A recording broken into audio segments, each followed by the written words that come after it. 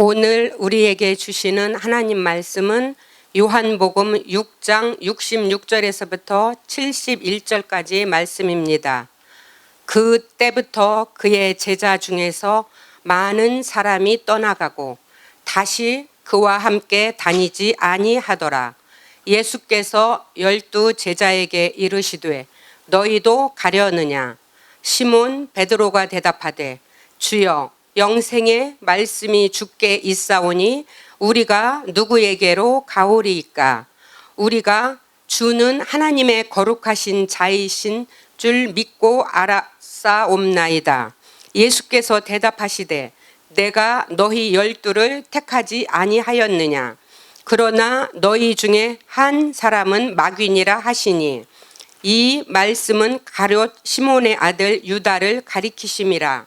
그는 12 중에 하나로 예수를 팔자러라. 주의 종 하면 그 목회자들에게만 해당되는 얘기라고 생각하기가 쉽죠. 하지만 이것은 그 기능적인 것으로 얘기할 수 있는 것이 아니라 관계적으로 이해를 해야 됩니다. 우리가 하나님과 관계를 맺게 되면은 우리에게는 자동적으로 자녀로서, 제자로서, 종으로서의 그런 사명이 주어지는 것이죠. 그래서 그 고린도전서 15장 10절 말씀을 보면 바울은 다음과 같이 고백을 해요. 나의 나된 것은 하나님의 은혜다라고 고백합니다. 그러니까 그가 이 세상에 태어나서 살게 된 것, 심지어는 예수 믿는 사람들을 박해하기도 했던 것, 이제 사도로 부름받아서 순교를 불사하고 하나님의 복음을 전하는 것, 일련의 모든 것은 다 하나님의 은혜라는 거예요. 하나님께서 이미 정하신 일이고 하나님의 뜻 안에서 이루어지고 있다라고 고백한 것입니다. 어떤 상황이냐는 중요하지 않아요. 우리가 하나님과의 관계가 온전한가가 중요한 것이죠. 2020년 우리가 이제 첫째 주일 예배를 드리면서 올 한 해 또 하루하루도 하나님과의 그런 관계적인 측면에서 우리에게 주시는 하나님의 은혜를 더욱더 만끽하는 모두가 되시기를 주님의 이름으로 축원합니다. 계속해서 살펴보면 요한복음 6장에 이제 오늘이 이제 그 마지막에 해당하는 본문 내용이에요. 예수님께서 행하신 오병이어의 기적을 보았고 또 예수님의 말씀을 듣기 위해서 많은 사람들이 가버나움으로 몰려왔죠. 그들에게 예수님께서 굉장히 긴 하나님의 말씀을 전하셨습니다.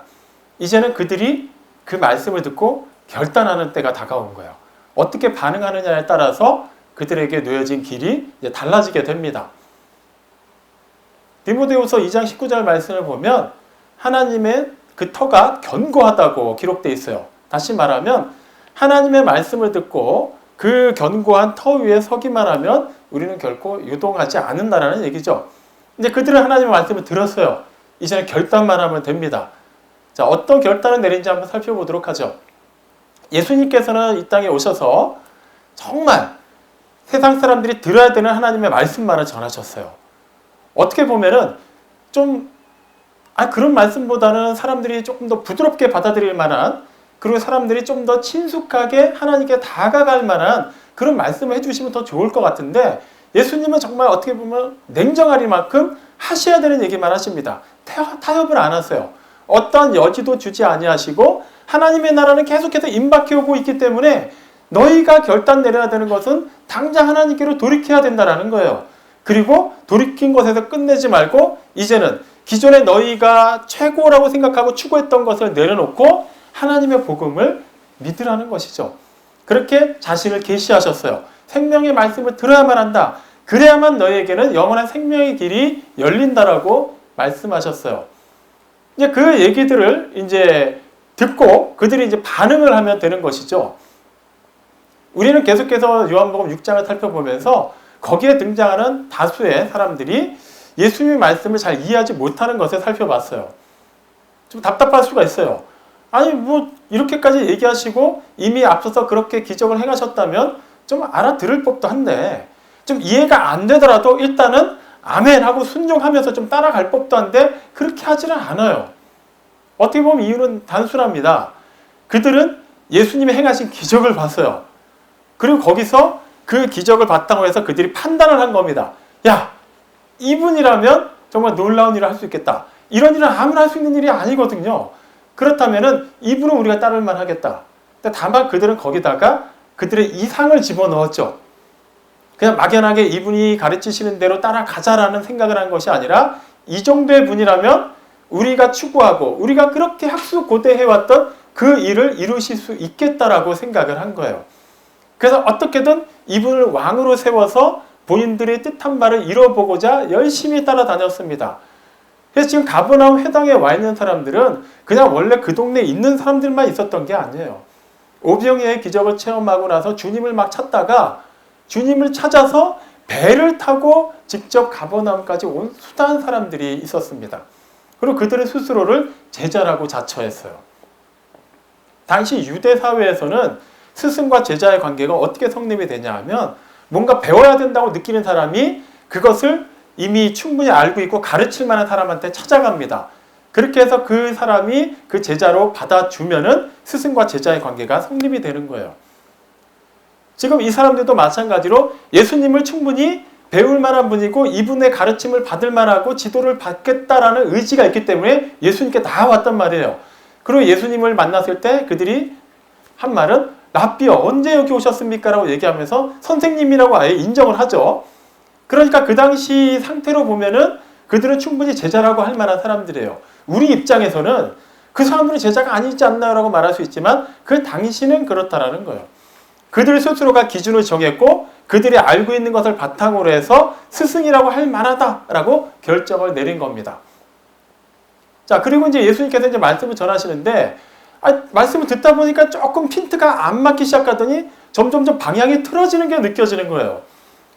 기존에 오병이어의 기적을 행하시고 병든 자를 고치시고 할 때만 해도 계속해서 그런 일을 하실 줄 알았고 그런 일을 바탕으로 해서 세력을 구축하고 놀라운 하나님의 나라. 하지만 이들이 생각하는 하나님의 나라는 그런 천국 개념이 아니라 로마로부터의 이스라엘의 독립이었죠. 이제 그걸 막 꿈꾸고 있는데 지금 이분이 그 일을 하실 생각이 없어 보이는 거예요. 자꾸 너희들은 생명을 구해야 된다. 내가 하늘로부터 임한 생명의 떡이다. 나를 양식으로 삼아서 내 몸을 먹고 내 피를 마시면 너희가 영원히 산다. 하나님께서 보내주셔야만 나에게 온다. 막 이런 얘기만 하시니까 좀 답답해지기 시작한 거예요. 지금 우리한테 그게 중요한 게 아닌데 우리는 빨리 이분이 어떻게든 좀 더 세력을 모으고 더 놀라운 일을 행하셔서 누구도 부인할 수 없는 왕의 자리에 오르신 다음에 로마를 몰아내고 이 나라에 가득한 이런 빈곤 문제를 해결해 주기를 원하고 있는데 보니까 그럴 만한 분이 아닌 것 같은 거예요. 그래서 막 이들이 어떻게 주님의 말씀을 반응했어요. 이 말씀은 무슨 말인지 받아들일 수가 없다. 너무 거칠고 딱딱하다. 먹으라고 해서 먹을 수는 있겠는데 막상 먹으면 너무 소화가 안 될 것 같은 거예요. 맛도 없는 거예요. 그러니까 안 먹기로 지금 결정을 했어요. 그런데 결정적으로 그들이 예수님을 향했던 기대, 그 소망이 그런 실망과 그런 외면을 떠나서 분노로 치닫는 일이 벌어지게 됩니다. 오늘 읽은 본문 기준으로 65절 그 직전에 해당하는 그러니까 65절 말씀을 보면 예수님께서 이렇게 얘기하시죠. 누구든지 아버지께서 내게로 이끄시지 않으면 내게 보내시지 않으면 아무도 내게 올 자가 없다라고 얘기하셨어요. 그러니까 지금 이 말씀을 듣는 사람들은 화가 날 수밖에 없는 겁니다. 본인들은 하나님의 택함 받았다고 생각하는 사람들이고 본인들이 하는 모든 것은 다 하나님의 뜻이라고 생각을 했는데 지금 예수님으로부터 떠나려고 마음먹은 이 시점에 아버지 하나님께서 나에게 붙여주셔야만 내 편에 설 수 있고 나에게 올 수 있다. 다시 말하면 지금 이 사람들, 지금 제자라고 자처하지만 예수님을 떠나려고 하는 사람들은 하나님의 뜻대로 살고 있지 않다라는 것을 지금 얘기하신 거예요. 너희들은 어차피 아버지께서 하나님이 나에게 보내주신 자들이 아니다라고 어떻게 보면 그런 뉘앙스로 얘기하신 거예요. 굉장히 지금 불쾌한 겁니다. 뭐야? 지금까지 우리가 열심히 이렇게 따라왔고 이 정말 나이도 젊은 목수 청년을 우리가 선생이라고까지 부르면서 인정을 해줬는데 지금 우리한테 감히 이렇게 얘기할 수가 있나?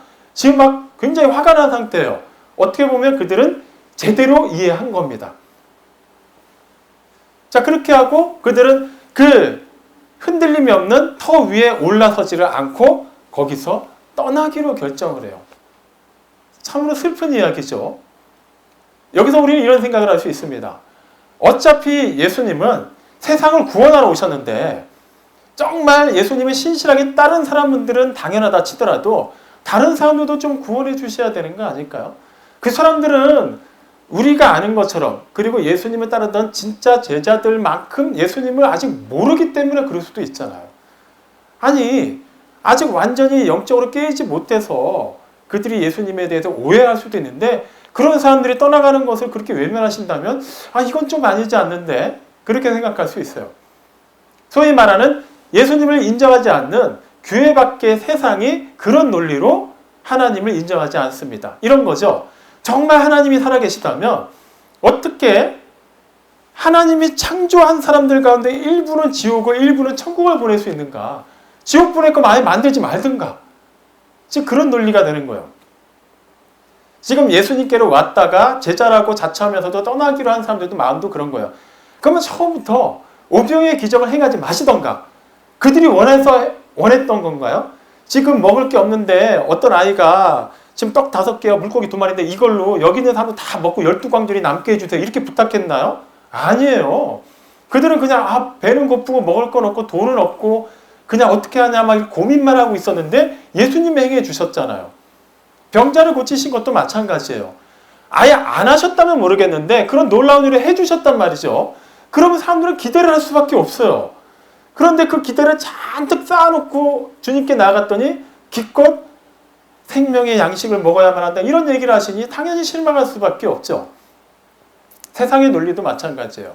정말 하나님이 살아계시라면 다 구원하셔야 되는 거 아니야? 사랑의 하나님이 왜 지옥을 만드셔? 그건 말이 안 되는데 정말 지옥을 보내야 된다면 우리가 생각할 때 정말 죄 짓고 나쁜 사람들 그 사람들은 가야 되고 착한 사람들은 다 천국 가야 되는데 뭐 성경 말씀을 들어보니까 꼭 그런 것 같지도 않은 거예요. 자, 그렇다면 우리 스스로에게 한번 질문을 한번 해보죠. 하나님은 정말 세상을 다 구원하셔야 될 만한 그런 의무가 있으신가요? 우리는 어느 누구도 하나님을 향해서 그런 도덕적인 판단을 할 수가 없습니다. 하나님 다 구원하셔야 되잖아요. 저 사람은 복 주셔야 되잖아요. 저 사람은 조금 좀 안 되게 하셔도 되잖아요. 우리는 그런 말을 못해요. 왜 그렇죠? 우리는 피조물이기 때문이에요. 창조주 하나님이 우리를 만드신 이상 창조주 하나님의 뜻 아래서 모든 것이 이루어집니다. 그분의 뜻이에요. 그분의 섭리이기 때문에 우리는 뭐라고 말할 수가 없어요. 그러면 100번 양보해서 말할 수 있다고 한번 쳐보자고요. 원래 안 되지만. 자, 그렇다면은 하나님은 정말 그 모든 사람을 구원하셔야 됩니다. 라고 말할 수 있는 근거가 뭐예요? 이미 말씀드렸죠. 사랑이에요. 그렇다면 우리가 하나님에게 그 사랑의 논리로 하나님 사랑하시니까 이거 용서해 주셔야 되는 거 아니에요? 이거 다 눈 감아 주셔야 되는 거 아니에요? 이거 다 포용하고 다 천국 데려가셔야 되는 거 아니에요? 라고 말하려면 우리에게서도 그게 가능해야만 우리가 그것을 가지고 얘기를 할 수 있는 거예요. 물론 힘듭니다만 만약 법적으로 이제부터는 모든 사람들이 사랑으로 다 포용하고 관용해야 된다라고 이제 강제성을 띈다고 생각해 볼게요. 그럼 이 세상이 정말 사랑으로만 충만해질까요? 더 혼란스러워질 거예요. 아마 뭐 언제라고 장담 못합니다만 인류가 멸망하지 않으면 다행이다 싶을 거예요. 아니 굳이 내가 양보할 필요 있나요? 내가 질서를 지킬 필요 있어요? 내가 굳이 참아야 되나요? 어차피 내가 내키는 대로도 상대방은 다 나를 사랑해 줘야 되는데 그럼 나도 마찬가지인 거예요. 누군가 나한테 해를 입혀도 나는 그냥 사랑해 줘야 돼요. 이게 과연 정상적으로 세계가 돌아갈 수 있는 그런 사랑의 개념일까요? 그렇진 않아요. 그럼 또 우리는 또 반문을 하죠. 우리는 불완전하니까 그럴 수 있는데 하나님은 완전하시잖아요. 전능하시잖아요. 그러니까 하나님은 사랑으로 치우침 없이 그렇게 해주셔야 되는 거 아니에요? 그럼 질문이 원점으로 돌아가요. 창조주 하나님을 향해서 피조물이 우리는 뭐라고 말할 수가 없습니다. 그런데 우리는 이거에 대해서 불만을 갖진 않아요. 왜죠? 그 하나님이 변덕이 심하시고 굉장히 좀 악한 하나님이라면 좀 조마조마할 텐데 우리 하나님은 완전하시고 신실하시고 전능하시고 선하십니다. 그분의 사랑과 공의는 전혀 훼손됨이 없이 흔들리지 않고 그대로 그 고유한 속성을 유지하고 계세요. 실수가 없으세요. 그렇기 때문에 그 하나님이 하시는 일, 그 하나님이 정하신 일, 그 하나님이 명하신 일이라면 그 일은 완전합니다. 그래서 우리는 그것을 따를 수가 있어요. 우리는 이 시점에서 왜 예수님께 나온 사람들을 그렇게 매정하게 외면하셨지? 그들을 왜 좀 더 사랑으로 품어주시지 않았지라고 얘기하는 것은 의미가 없다는 거예요. 다만 우리가 좀 더 집중해서 봐야 되는 것은 그럼에도 불구하고 남은 자들이 있다는 겁니다. 남은 12명의 제자들이 있어요.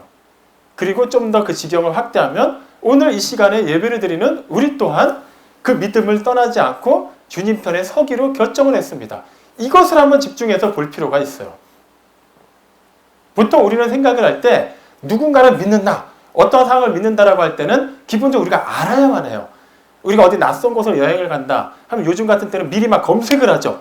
뭐 어디 맛집이 있고 어디 뭐 중요한 관광 포인트가 있고 뭐 그런 거를 미리 알아야만 우리는 그 미지의 세계를 향해서 나갈 수가 있어요. 처음 보는 사람이 우리에게 뭘 권유한다, 우리에게 뭔가 정보를 준다 하면은 우리는 먼저 그 사람에 대해서 알려고 합니다. 누군지 모르잖아요. 그래서 믿을 만한 사람이라고 내 지식이 딱 이렇게 충족이 되면은 그때서야 우리는 그 사람의 말을 신뢰를 하죠. 마찬가지예요. 하나님께 나온다고 하는 사람들의 상당수도 일단은 내가 믿을만 해야 믿겠다라고 얘기를 해요. 그런데 세상에서는 그 논리가 맞는데, 그게 상식적인데 하나님과의 관계에서는 그렇지가 않다라는 거예요. 우리 주님이 제자들을 부르실 때의 광경을 한번 살펴보죠. 마가복음 내용을 보면은 1장 16절부터 20절까지 내용에 우리가 좀 대표적으로 알만한 예수님의 제자들 4명을 부르신 이야기가 기록되어 있어요. 예수님께서 갈릴리 이제 호숫가를 향해서 이제 걸어가시다가 마침 그물을 내리고 있는 시몬과 안드레를 발견합니다. 그 둘은 형제인데 시몬은 베드로죠. 그 예수님이 말씀하세요. 나를 따르라. 내가 사람을 낚는 어부가 되게 하겠다. 그러니까 그들이 그물을 버려두고 예수님을 따릅니다. 그리고 또 이렇게 가시는데 이분의 세베대의 아들 야고보와 요한이 아버지와 함께 그물을 깁고 있었어요. 그들에게도 똑같이 말씀하시니까 그들이 아버지 세베대와 품꾼들을 내버려 두고 그 즉시 따라요. 이게 놀라운 일이죠. 그들이 워낙에 교육도 제대로 못 받고 무식한 사람들이었기 때문에 아무 생각 없이 그냥 예수님을 따른 거라고 생각할 수 있나요? 그렇지 않아요. 그들은 지금 생업을 포기하고 따른 거예요. 그러니까 그만큼 중대한 결정을 내렸다라는 거예요. 그렇게 중대한 결정을 내리려면 충분히 사전 조사를 좀 해봐야 되지 않나요? 그들은 그렇게 하지 않았어요. 그 즉시 순종했어요. 이유가 뭘까요? 수많은 사람들은 그들이 나름 계획을 하고 여러 가지 데이터를 집대성해서 믿을 만한 분이다라고 여겨서 따라왔는데 이 제자들 같은 경우 진짜 제자들은 그렇게 따라오지 않았어요. 주님이 택해 주셨어요. 이게 차이가 있는 겁니다. 하나님이 택해 주셨다라는 거예요. 하나님의 주권과 섭리의 영역에서만 이해가 가능합니다. 우리 입장에서 이해가 안 가요. 아니 어떻게 그게 가능하지? 내가 만약에 그 제자 중에 한 사람이었다면 나는 그렇게 안 따라갔을 것 같은데, 만약에 따르더라도 좀 뭘 알아보던가 뭐 아버지한테 좀 이해를 구하던가 하던 일에 대해서 어느 정도 정리를 해놓고 따라야 되는데 그 모든 것을 내버려 두고 간다는 게 말이 안 된다는 거예요. 하지만 그들은 그렇게 했어요. 그 모든 것은 하나님이 하셨기 때문입니다. 하나님께서 그들을 선택하셨고 이미 그들 마음 가운데 그런 믿음을 주셨어요. 예수님께서 이 땅에 오셨을 때 임박한 하나님의 나라에 대해서 그 복음을 전하셨죠. 그걸 그냥 막연하게 하나님 믿는 사람들 입장에서는 그냥 막연하게 생각하면 이런 거예요. 와, 하나님의 나라가 오는구나. 좋다. 드디어 천국 가는구나. 근데 그렇게 생각하려면은 하나님의 나라에 속한 사람들이어야만 한다는 거예요. 누가복음 17장 27절 말씀을 보면 예수님께서 노아의 때에 관해서 얘기를 하시는데 그때는 사람들이 밥 먹고 마시고 장가가고 시집가는 것을 계속 하다가 홍수가 나니까 다 멸망당했다고 기록되어 있어요. 무슨 말인지 하면 그들은 평상시처럼 그대로 살았어요. 근데 홍수가 나니까 누구만 구원받았어요? 미리 선택을 받고 그 선택받은 자로서 준비된 노아의 가족들만 구원을 받았어요. 그렇기 때문에 주님께서는 그 선택된 자들에게 계속해서 준비하라고 말씀하시기 위해 이 땅에 오신 겁니다. 사람들 스스로가 생각해서 그 믿음을 바탕으로 해서 주님께 나왔다는 것은 완전한 믿음이 아니에요. 한번 얘기를 해볼게요. 우리가 지금 하나님을 믿는다라고 얘기하는데 여러분 중에 누구라도 하나님을 정말 믿을 만한 분이라고 나름 연구를 해본 결과 이분은 믿어야 되겠다라고 생각해서 믿는 분 계신가요? 아니에요. 우리에게는 믿음장이라고 잘 알려져 있는 히브리서 11장 말씀을 보면 많은 믿음의 선진들에 관한 내용이 기록되어 있습니다. 그들에게 어떻게 그런 믿음이 있을 수 있었을까요? 그냥 그들은 믿음이 좋게 태어났나 보지 이렇게 생각할 수 있는 게 아니에요. 물론 하나님께서 택하셨습니다. 하나님께서 주신 믿음이 있어요. 그런데 그들에게는 그 믿음을 바탕으로 해서 전제가 하나 있었어요. 히브리서 12장 3절 말씀을 보면 믿음으로 모든 세계가 하나님의 말씀으로 지어진 것을 우리가 아나니라고 얘기해요. 다시 말하면 우리가 지금 보고 있고 살고 있는 이 누릴 수 있는 모든 것들은 하나님께서 만드셨다는 것을 우리는 안다. 근데 그 알의 기준이 과학적인 기준이나 여러 가지 이론상, 철학상의 그런 여러 가지가 결합된 상태에서 우리가 결정해낸 것이 아니라 우리는 이미 믿기 때문에 그것을 안다라고 얘기하는 거예요. 그 믿음의 사람들은 믿음이 있기 때문에 그 어려운 상황을 살아낼 수가 있었어요. 예수님의 제자들도 하나님께서 미리 주신 그 믿음이 있었기 때문에 그 믿음이 그들을 이끌어 준 겁니다. 우리도 그 영역을 생각하면 감사할 수밖에 없어요. 왜 누구는 안 믿지? 왜 여전히 세상은 이렇게 돌아가지라고 말하기 이전에 그럼에도 불구하고 우리가 하나님을 믿을 수 있다는 것에 우리는 감격할 수 있어야 됩니다. 왜죠? 이거는 우리가 만들어낸 믿음이 아니기 때문이에요.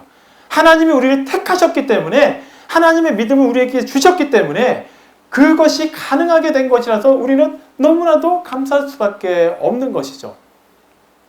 그 믿음을 가지고 우리가 이렇게 하루하루 살아갑니다. 그래서 예수님께서는 그 믿음을 가지고 있는 사람들을 향해서 생명의 길을 열어주시기 위해 이 땅에 오셨어요. 세상은 그 높이 있는 초월적인 존재를 찾아서 계속해서 찾아 올라갑니다. 노력을 해요. 그 자기들이 여러 가지 지식적인 것을 다 바탕으로 해서 신을 찾는 법을 알아내고 그 신을 달래는 법을 알아내려고 해요. 그렇게 해서 복을 받으려고 하죠. 하지만 우리 하나님께서는 직접 내려오셔서 사람들이 추구하는 그런 모든 길들을 다 허물어 버리십니다. 그리고 좁은 문을 하나 만드시고 그 길 너머에 협착한 길 하나만을 두셨어요. 우리가 다른 길을 찾을 필요가 없어요. 그 길을 넓힐 필요도 없습니다. 그냥 그 문을 통과하여서 그 길을 가기만 하면 우리에게 영원한 생명이 주어지도록 하나님이 다 이루셨어요. 그리고 믿으라고만 얘기하신 거예요. 그 좁은 문으로 들어가는 것은 우리가 그 문 앞에 서가지고 충분히 이 문은 들어갈 만하고 이 문을 들어가서 저 협착한 길을 가기만 하면은 우리에게는 영원한 생명이 주어지겠다는 것을 우리가 지식적으로 알고 그것이 충족돼서 들어가는 문이 아니에요. 믿음으로 들어가야만 합니다. 누가 봐도 너무 초라한 문이에요. 옆에는 큰 문이 있고 넓은 길이 있는데 그거에 비하면 너무나도 초라합니다. 굳이 하나님이 왜 이런 문을? 이왕이면 이 문으로 가도 되지 않을까? 이미 그렇게 지식을 동원하는 순간 거기서부터 끝나는 거예요. 그래서 하나님이 요구하신 건 믿어라. 들어가라는 거예요. 그 문을 들어가는 사람에게는 주님께서 필히 하시는 질문이 있습니다. 스스로 제자라고 자처하는 사람들이 막 떠나가고 나서 예수님께서 제자들에게, 남겨진 제자들에게 물으셨어요. 그리고 우리에게도 분명히 물으셨습니다. 그리고 물으실 거예요. 너희도 가려느냐? 저 큰 문을 향해서, 저 넓은 길을 향해서, 저 멸망의 길을 향해서 너희도 가려느냐? 정말로 이 믿음의 문, 이 좁은 문의 문고리를 붙잡고 아직도 주저하고 있다면 하나님께서는 무작정 들어가라고 얘기하지 않으세요. 확실하게 행선지를 정하라고 얘기하십니다. 중간은 없어요. 생명으로 인도하는 좁은 문 아니면 멸망으로 인도하는 큰 문밖에 없습니다. 우리가 잘 알고 있는 열왕기상 18장에 기록된 그 북이스라엘 백성들, 바알을 섬기는 그들을 향해서 엘리야가 갈멜산 위에서 선포한 말씀을 잘 알고 있죠. 그때 북이스라엘 사람들은 하나님을 섬겨야 되는데도 불구하고 바알을 섬겼어요. 그로 말미암아 극심한 재앙이 임했는데도 그들은 돌이키질 않았습니다. 그래서 바알 선지자 450인을 앞세우고 그들이 갈멜산으로 올라와서 엘리야와 드디어 승부를 벌이게 됐을 때 엘리야가 그곳에 모여있는 많은 북이스라엘 백성들을 향해서 이렇게 외치죠. 열왕기상 18장 21절 말씀 너무나도 유명합니다. 너희가 언제까지 둘 사이에서 머뭇머뭇하려느냐? 여호와가 하나님이면 여호와를, 바알이 하나님이면 바알을 따라라. 선택해라.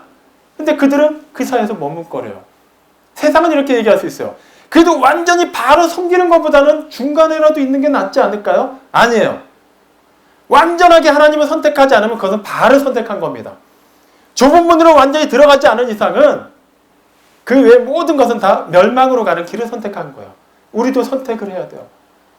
그래서 베드로가 제자들을 대표해서 얘기하죠. 생명의 말씀이 주께 있사오니 우리가 누구에게 가겠습니까? 베드로의 그 고백은 상당한 믿음의 고백이에요. 그런데 그 생명의 말씀이 주님께 있어서 우리는 여기에만 있겠습니다라고 얘기하지만 그 다음에 한 말을 또 주목해 봐야 돼요. 우리는 주님이 하나님의 거룩한 자이신 줄을 믿고 아나이다라고 해요. 예수님은 하나님의 거룩한 자신 줄을 우리는 이미 믿고 압니다라고 얘기해요.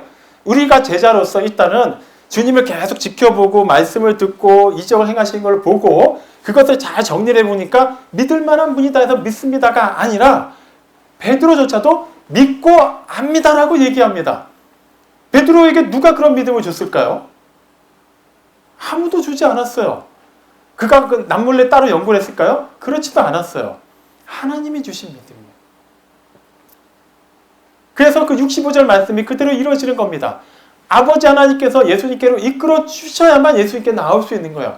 우리가 예수님을 믿는 것, 예수님을 우리의 주님으로 섬기고 우리의 구세주로 믿는 것은 우리의 의지로 하는 게 아니에요. 하나님께서 우리를 이미 예정하시고 그분의 섭리와 그분의 그 주권하에서 이끌어 가셔서 예수님께 나아올 수 있도록 해주신 거예요. 그리고 우리 안에 하나님의 영이 함께 하심으로 말미암아 육적으로 죽어있던 우리가 영적으로 하나님과 소통할 수 있도록 그 길을 열어주신 겁니다. 하나님이 선택하셨다면 굳이 내가 좁은 문으로 들어가지 않아도 알아서 제자의 삶을 살게 하시겠지. 알아서 자동으로 천국 가게 하시겠지. 교회 안 다녀도 때 되면 다 구원하시겠지. 그건 믿음이 아니에요. 하나님은 우리를 그냥 기계로 만들지 않으셨습니다. 건전지를 넣어야만 작동하는 장난감은 건전지가 있는 동안에는 전원을 켜면 움직여요. 그리고 그 정해진 패턴 안에서만 움직입니다. 생명이 없어요. 절대 그 장난감 주인과 교감이 될 수가 없습니다. 하나님은 우리를 인격적으로 대하세요.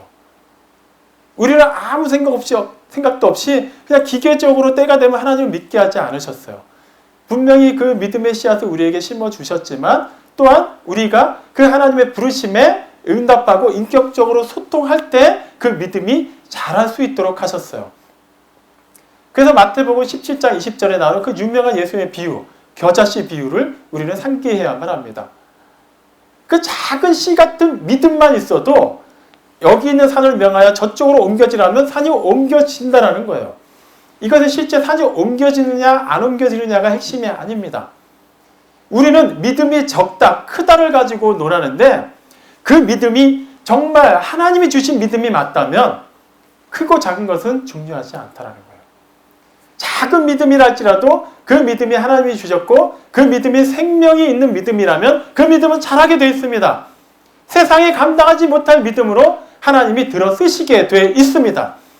그렇기 때문에 우리는 지금 이렇게 우리가 믿는 것에 대해서 우리가 믿어진 것에 대해서 감격 가운데 기뻐함 가운데 하나님께서 주신 그 사명을 살아내야만 해요. 만약에 이 자리에 있는 어느 분이라도 이왕이면 대다수의 분들 아니면 전부 다이기를 소망합니다. 주님께서 너희도 가려느냐라고 물으실 때 주님 생명의 말씀이 주님께 있사온데 우리가 어디로 가겠습니까? 우리는 영원히 주님 편에 서겠습니다라고 고백할 수 있다면 우리는 진실로 기뻐할 수 있는 것입니다. 이유는 하나예요. 그 믿음은 하나님이 주신 믿음이고 하나님이 인정하시는 믿음이기 때문이에요. 적고 많은 것은 중요하지 않습니다. 아직은 나는 잘 모르겠습니다. 내가 알고 있는 이 믿음, 내가 갖고 있는 이 믿음이 정말 하나님으로부터 온 믿음인지 정말 이게 건강한 믿음인지 잘 모르겠습니다. 그렇다면 우리는 또 기뻐할 수가 있어요. 우리에게 지금 하나님의 말씀이 선포되고 있기 때문입니다. 로마서 10장 17절 말씀이죠. 믿음은 어디서 난다고요? 들음에서 나요. 그 들음은 어디서? 그리스도의 말씀으로 말미암습니다. 우리에게 지금 그리스도의 말씀이 선포되어지고 있고 우리가 그것을 듣고 있다면 하나님께서 그렇게 믿음의 씨앗을 우리에게 심어주고 계신 거예요. 하나님께서 심으셨고 하나님께서 자라게 하심을 믿는다면 우리는 그것을 믿음으로 받아들이고 그 좁음으로 통과하기만 한다면 하나님께서는 그 약속하신 생명의 문을 더 이상 우리 앞에 또 놓고 하시지 않습니다. 이제는 그 길만을 가게 하세요. 그렇다면 이제는 우리에게는 제자로서의 삶이 확증이 된 겁니다. 내가 그렇게 살긴 살아야 되는데 너무 힘들다. 너무 괴롭다. 나도 할 만큼 했는데 이제는 좀 대충 해도 되겠다. 그런 생각은 우리에게는 있어서는 안 됩니다. 뭔가 더 하라는 얘기가 아니에요. 정말 주님이 주신 믿음이 있고 주님이 우리에게 주신 사명이 있다면 주님께서는 그 사명을 감당할 수 있는 힘도 분명히 주십니다. 그렇기 때문에 왜 나에게 이런 일이 벌어지지? 작년에 있었던 그 문제가 왜 올해까지 계속 이렇게 이어지고 있지? 인간적으로는 고민할 수 있어요. 하지만 그 인간적인 고민에서 그치면 됩니다. 우리에게는 확신이 있기 때문이에요. 그 일 또한 그런 여러 가지 어려웠던 일들 그리고 앞으로 닥칠 알지 못하는 그런 어려운 일조차도 하나님께서는 반드시 주님이 주신 그 믿음으로 살아낸다면 합력하여 선을 이루게 하실 거기 때문이에요. 우리가 주님을 선택한 게 아니라는 거 잊지 마십시오. 주님이 우리를 선택하셨어요.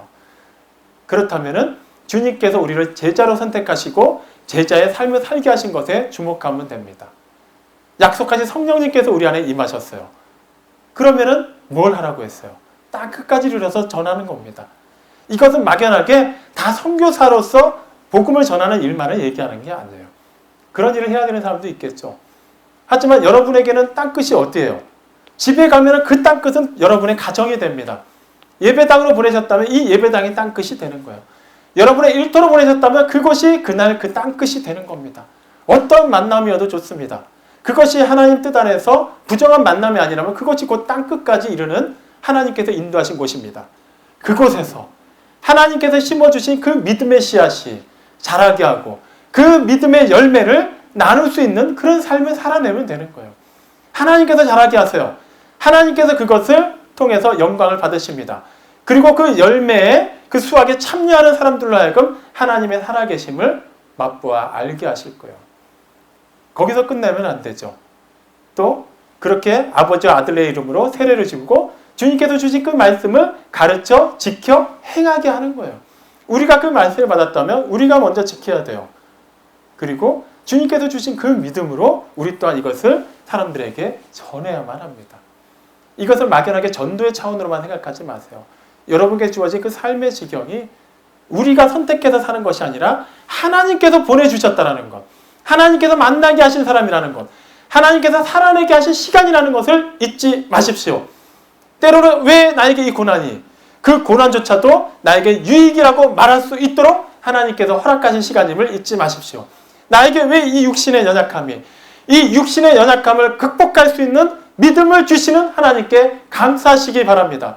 나에게 왜 이 재정적인 어려움이 있을까? 이 어려움 가운데서도 자족하며 비굴해지지 않고 하나님의 채우시고 공급하심을 소망하고 바랄 수 있고 그렇게 주님 앞에서 살아낼 수 있는 믿음을 주신 것에 감사하시기 바랍니다. 어떤 상황에서도 하나님이 택하셨고 하나님이 이끌어 주심을 믿는 그 믿음 변치 않고 하나님의 기쁨이 되는 우리 모두가 되기를 주님의 이름으로 축원합니다.